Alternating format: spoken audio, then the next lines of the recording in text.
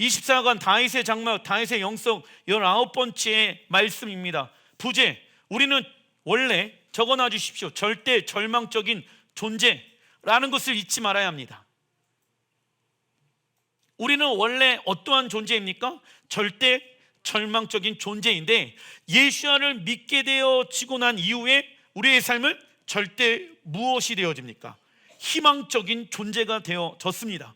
그러나 신앙생활 하는 데 있어서 우리가 잊지 말아야 될 것은, 내가 하나님의 은혜로 희망적인 존재가 되어졌지, 나의 원래 상태는 어떠한 상태 가운데 있었습니까? 절대 절망적인 상태 가운데 있었다는 것을 잊지 마시길 바랍니다. 이것을 놓치는 순간부터 무엇을 의지하지 않게 되어집니까? 하나님을 의지하지 않게 되어져요. 단락 1번, 다윗이 우리아의 아내 밧세바와 간음을 하게 되어 이스라엘 공동체는 큰 어려움과 시련을 겪게 되어집니다. 이때 나단 선지자는 하나님의 심판의 칼, 징계가 다윗의 집을 영원히 떠나지 않을 것을 말하게 되어집니다. 그러나 우리가 하나님의 징계에 대해서 오해하지 말아야 할 것이 있습니다. 그것은 무엇입니까? 히브리서 12장 8절의 말씀 같이 한번 읽어보겠습니다. 시작. 징계는 다 받는 것이거든 너희에게 없으면 사생자요 친아들이 아니니라. 아멘. 하나님의 징계는 우리에게 필요하다. 왜? 하나님 아버지는 우리의 아버지 되십니다. 그러나 징계가 없으면 우리는 어떻게 되어집니까? 사생자요, 죽은 자래. 그리고 친아들이 아니게 되어지는 거예요. 하나님의 징계란, 적어놔 주십시오, 하나님의 자녀를 양육하기 위한 시간입니다. 하나님의 자녀를 양육하기 위한 시간이다. 그래서 모든 그리스도인들은요, 하나님의 징계를 받습니다. 왜냐하면 하나님의 자녀로서 양육을 받는 시간들이기 때문입니다. 하나님은 순종하는 자들에게 넘치는 은혜와 복을 내리시지만, 불순종하는 자에게는 징계와 저주를 내리시는 분이십니다. 자, 여러분들, 이런 얘기인 거예요. 한마디로, 우리 자녀가 나쁜 길로 나쁜 짓을 하고 있어. 근데 가만히 냅둬요. 그래갖고 결국 얘가 큰 죄를 범해서 감옥에 가게 되어졌어. 그러면 그 부모가 좋다라고만 이야기할 수 있습니까? 아니죠. 하나님 아버지도 마찬가지인 거야. 하나님의 성품은 좋으신 분이신데 우리를 죄짓게끔 가만히 내버려 두시지 아니하시는 분이시다. 왜? 더 큰 죄를 범하고 더 큰 죄를 범하여서 결국 하나님과 어떻게 되어집니까? 분리되어질 수 있기 때문에 하나님이 무엇을 사용하십니까? 징계라는 것을 사용하시는 거예요. 왜? 사랑하기 때문에.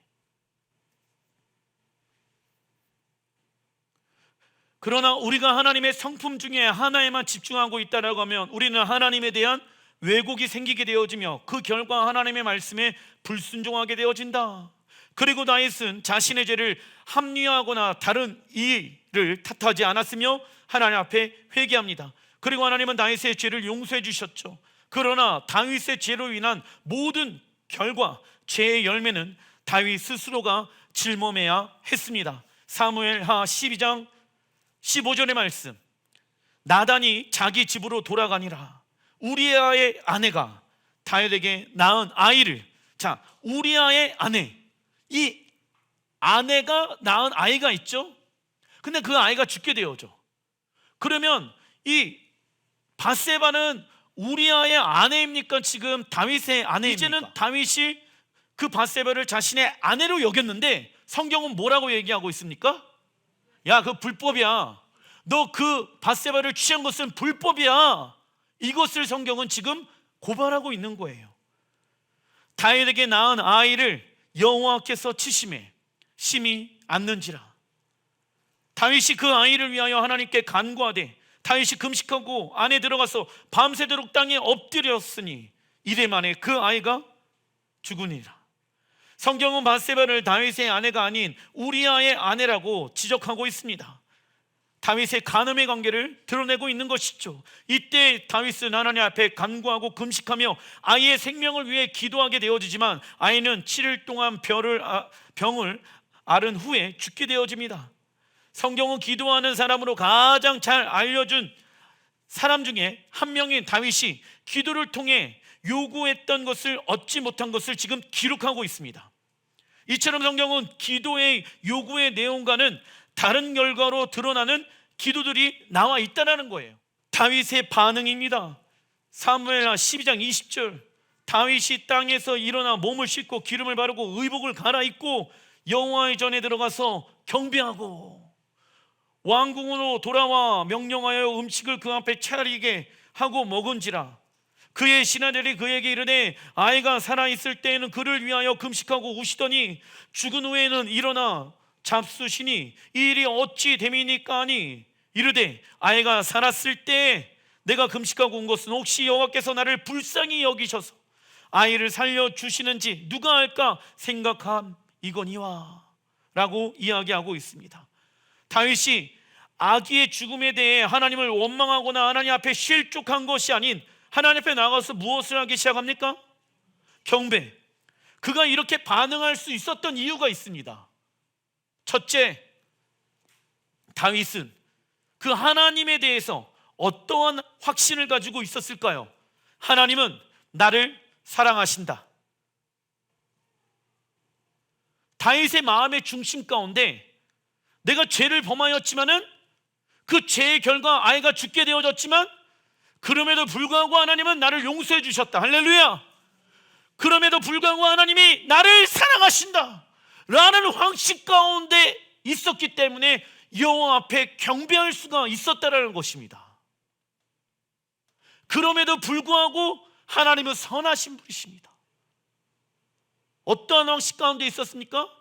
하나님이 나를 사랑하신다. 그러므로 나는 어떠한 자입니까? 세상 가운데 성공한 자입니다. 하나님은 자기의 형상을 따라 자기 모양대로 우리를 창조하셨지요. 이것은 다른 피조물에게는 주어지지 아니하는 특권입니다.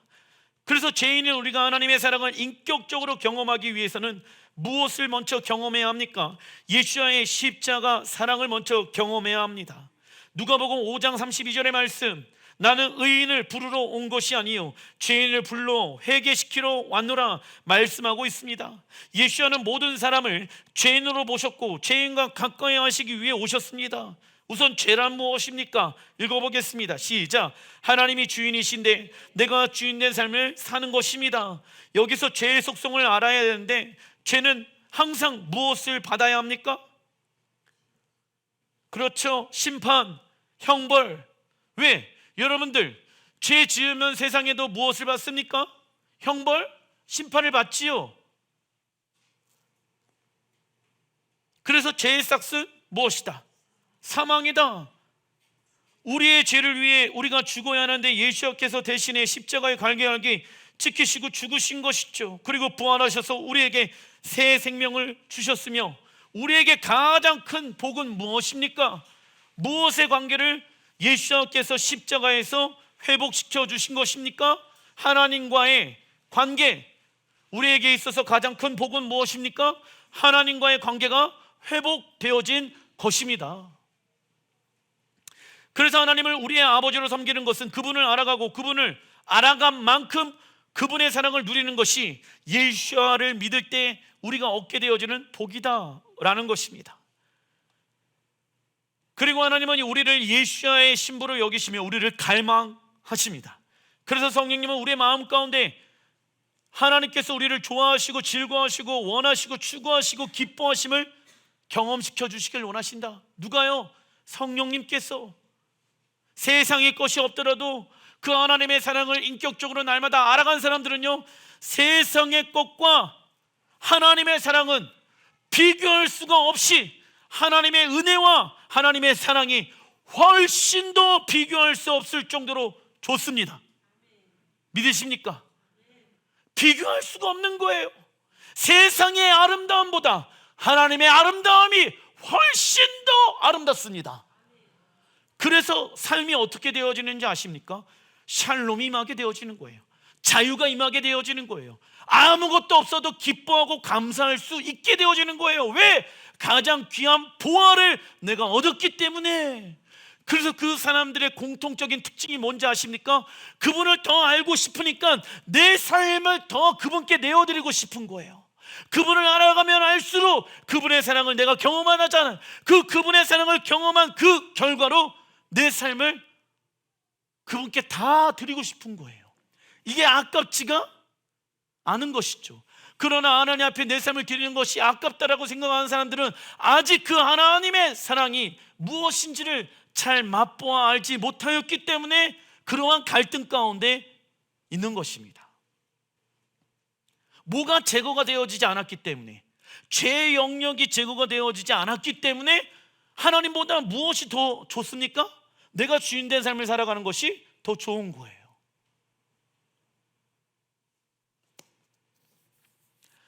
두 번째, 다윗이 아기의 죽음에 대해 하나님을 원망하거나 하나님 앞에 실족한 것이 아닌 주 앞에 경배할 수 있었던 이유. 둘째, 하나님은 죄를 심판하시는 분이라는 확신을 가지고 있었습니다. 첫째는 다윗은 하나님은 나를 사랑하신다. 둘째는 하나님은 무엇을 심판하시는 분이십니까? 죄를 심판하시는 분이라는 확신을 가지고 있었어요. 베드로전서 1장 16절 기록되었으되 내가 거룩하니 너희도 거룩할지어다 하셨느니라. 외모로 보시지 않고 각 사람의 행위대로 심판하시는 이를 너희가 아버지라 부른즉 너희가 나그네 있을 때를 두려움으로 지내라 말씀합니다. 우리는 세상 가운데 살면서 하나님의 말씀을 통하여 거룩한 것과 거룩하지 않은 것을 분별해야 한다. 그렇다면 여러분들, 그 거룩한 것과 거룩하지 아니한 것을 구별하기 위해서는 무엇이 있어야 됩니까? 말씀. 왜? 하나님은 말씀이시니라. 말씀만이 거룩합니다. 그래서 그 세상의 것들을 내가 취할 것인가 취하지 아니할 것인가를 말씀의 기준을 가지고 우리는 구별할 줄 알아야 합니다. 그 이유가 있어요. 그 이유는 하나님은 어떠한 분이십니까? 각 사람의 행위대로 심판하시는 분입니다.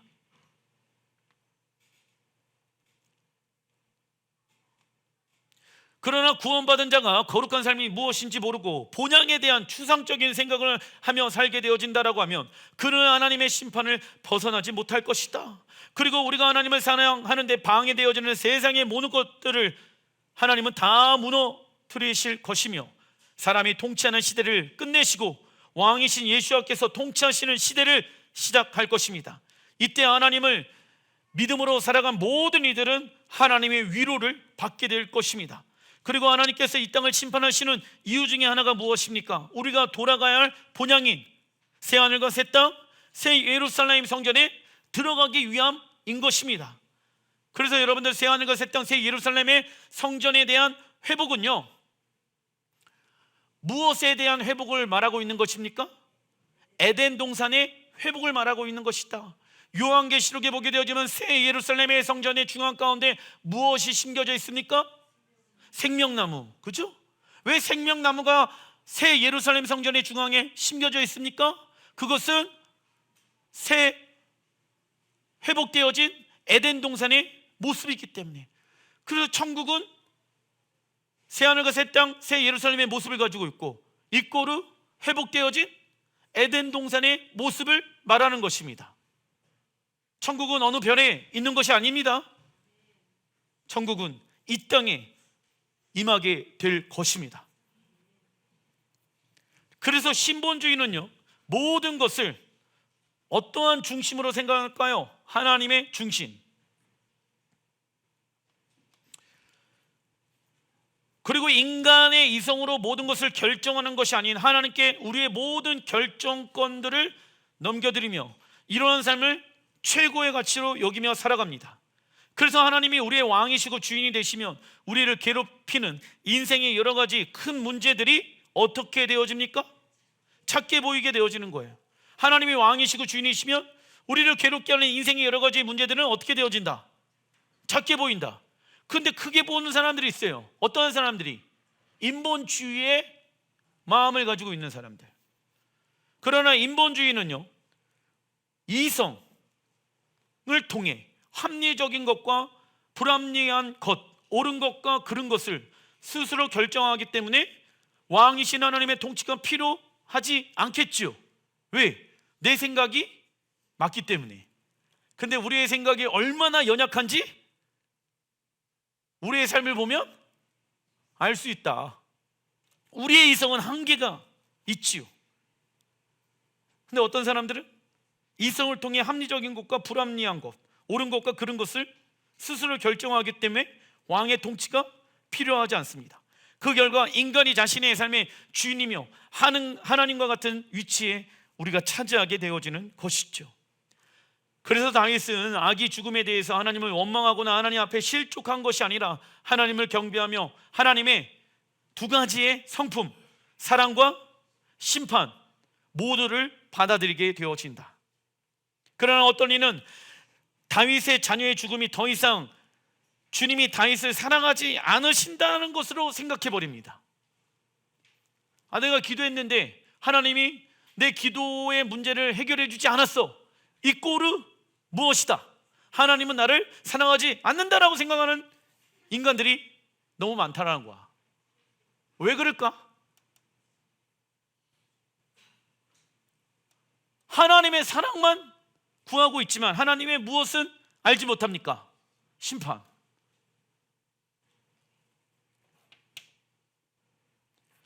그러나 우리의 신앙생활을 하면서 이해가 될 때만 하나님의 주권을 인정해드리고 이해가 되지 않으면 하나님의 주권을 인정해드리지 않는 신앙생활은 잘못되어진 거예요. 그래서 우리의 무엇이 우리의 생각과 이성과 논리와 감정을 뛰어넘어야 합니까? 우리의 무엇이? 순종. 그런데 우리는 무엇을 뛰어넘어야 한다? 우리의 이성과 생각과 논리와 감정을 우리의 순종함으로 돌파해야 합니다. 그래서 하나님의 주권을 인정해드리는 것은 무엇입니까? 하나님의 주권을 인정해드리는 것 적어놔 주십시오. 하나님은 항상 옳습니다. 하나님은 하실 수 있습니다.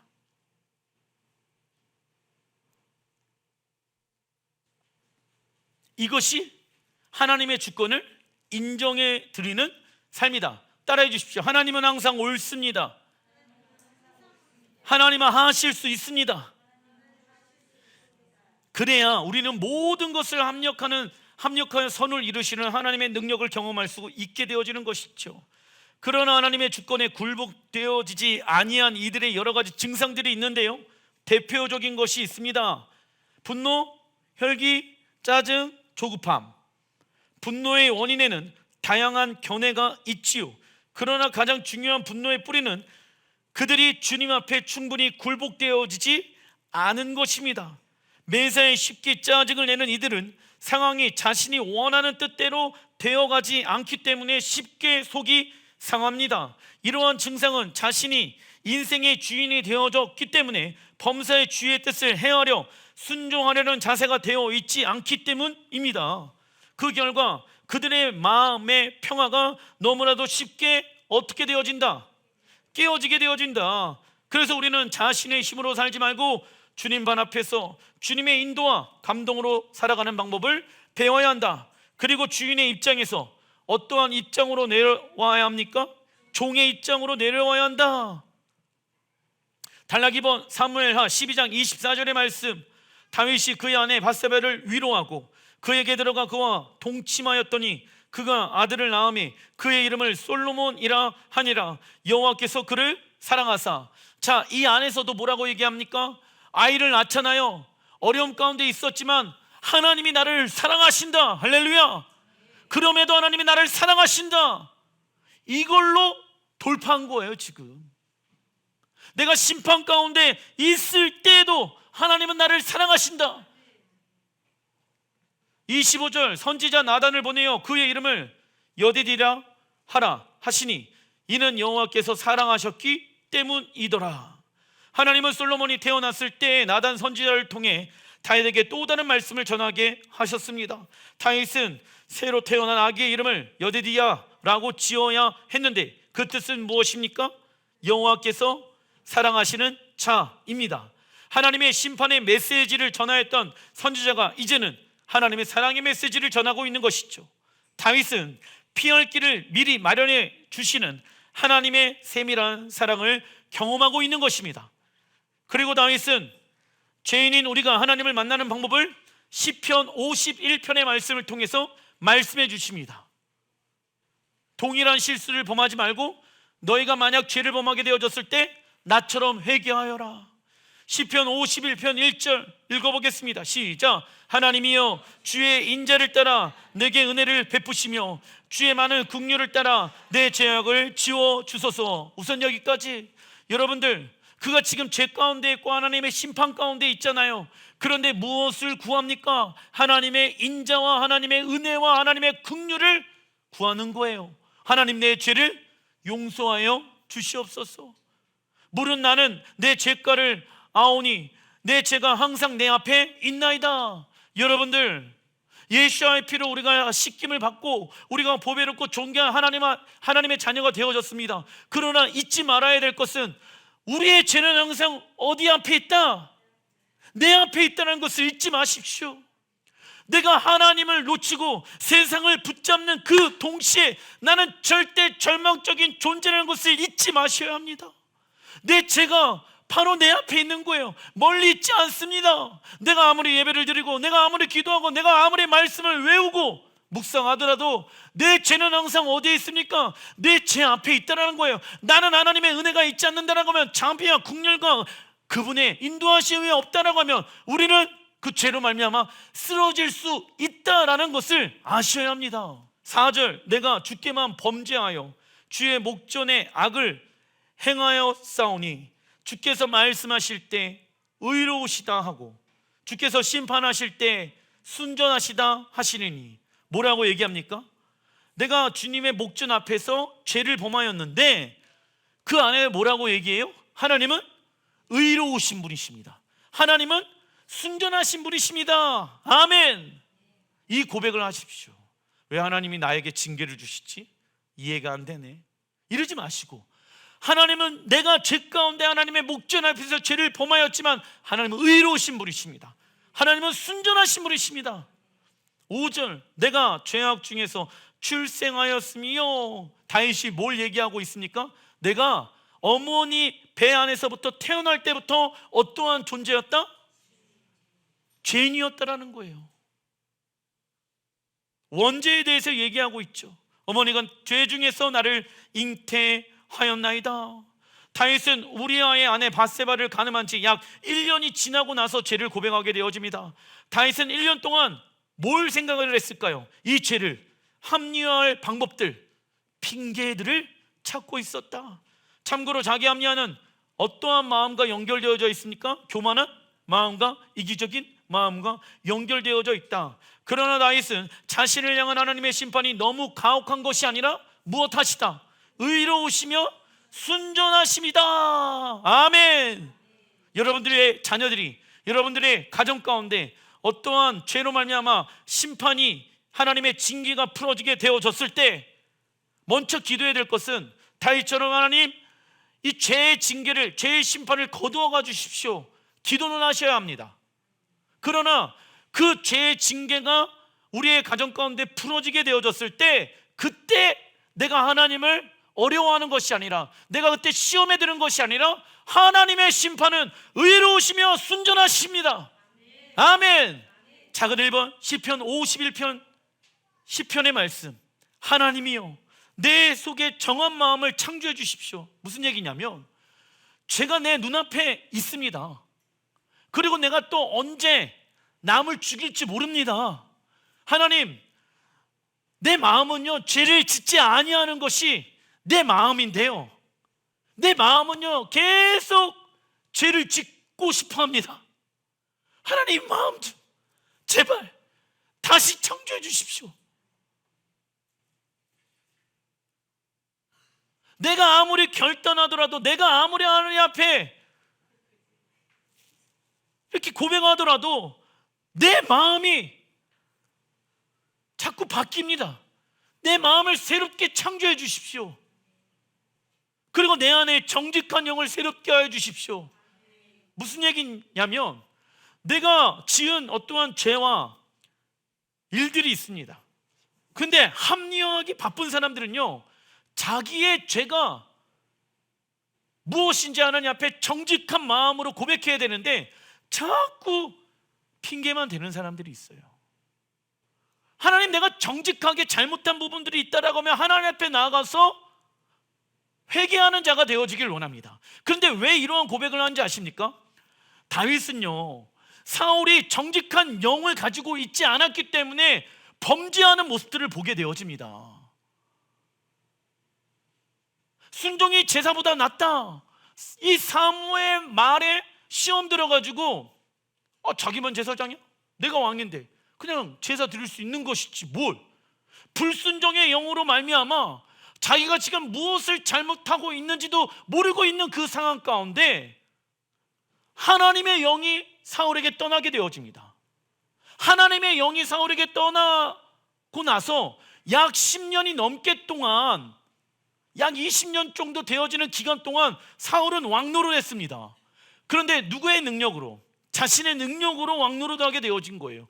그 모습을 다윗이 본 거예요. 하나님, 나를 왕으로 세우신 분은 하나님이십니다. 내가 능력이 있어서 이 자리 가운데 온 것이 아닙니다. 하나님의 절대적인 은혜 가운데 내가 이 자리에 있을 수 있는 것입니다. 그런데 하나님, 내게 중요한 것은 내 왕의 자리도 아닙니다. 내 자녀들도 아니고 내가 가지고 있는 금은보화도 아니고 내게 중요한 것은 당신 한 분이십니다.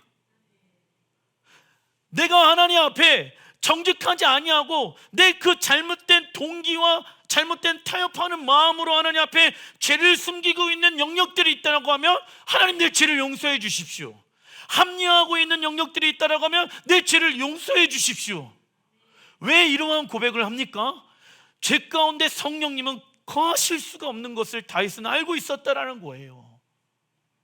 그래서 하나님, 내 마음의 심령에 정직한 영을 구합니다. 왜? 그분은 거룩하신 영이신데 내 마음은 지금 타협하고 있잖아. 내가 하나님 앞에 나아가고 싶은데 이 죄가 가로막고 있는 거예요 지금. 그래서 하나님, 내가 이 마음의 잘못된 마음을 주님 앞에 회개로 나아가기를 원합니다. 11절, 나를 주 앞에서 쫓아내지 마시며 주의 성령을 내게서 거두지 마옵소서. 하나님, 다 잃어버려도 좋습니다. 그러나 주의 성령님만이 내 안에 떠나지 말아 주십시오. 내가 여기까지 올 수 있었던 것도, 내가 살아갈 수 있었던 이유도 다 하나님의 임재와 하나님의 은혜와 하나님의 사랑 때문에 내가 올 수 있었던 것입니다. 주의 성령님만이 떠나지 말아 주십시오. 나를 주 앞에서 쫓아내지 마시며 주의 성령을 내게 거두지 마소서. 12절, 이 다윗이 이런 얘기를 해요. 주의 구원의 즐거움을 내게 회복시켜 주시고 자원하는 심령을 주사 나를 붙드소서. 구원의 즐거움과 기쁨을 회복시켜 달라고 기도합니다. 자, 우리 안에도 저 포함해서 마찬가지입니다. 나는 구원받은 거에 대해서 기뻐하고 즐거워하고 있는 마음들이 과연 얼마나 존재하고 있는가? 나의 즐거움과 기쁨의 대상은 무엇인가? 구원을 향한 즐거움과 기쁨이 어느덧 사라지다 보면 무엇이 안 되어지는지 아십니까? 자원하는 심령이 안 되는 거예요. 구원해 주신 거에 감사합니다. 죽을 수밖에 없었던 우리를 살려주셔서 세상에서 가장 큰 복인 하나님과 친밀한 관계를 회복시켜 주신 그 예수와 그 구원의 기쁨과 구원의 즐거움이 내 마음 가운데 다시 일어나길 원합니다. 이 일들이 되어지지 않는다라고 하면 하나님 앞에 무엇을 할 수가 없다, 차원하는 심령이 되어질 수가 없다고. 그때부터, 즉 구원의 기쁨과 즐거움의 마음이 없어지는 순간부터 내 신앙생활은요 어떻게 되어지는지 아십니까? 그냥 다 모든 신앙생활들이 종교화 되기 시작합니다. 자원하는 심령으로 하나님 앞에 헌신하지 않습니다. 왜? 구원해 주신 기쁨과 즐거움이 내 마음 가운데 사라졌기 때문에. 그렇다면 우리는 무엇을 향하여 즐거워하고 기뻐하고 있는가를 점검해 봐야 한다라는 것입니다.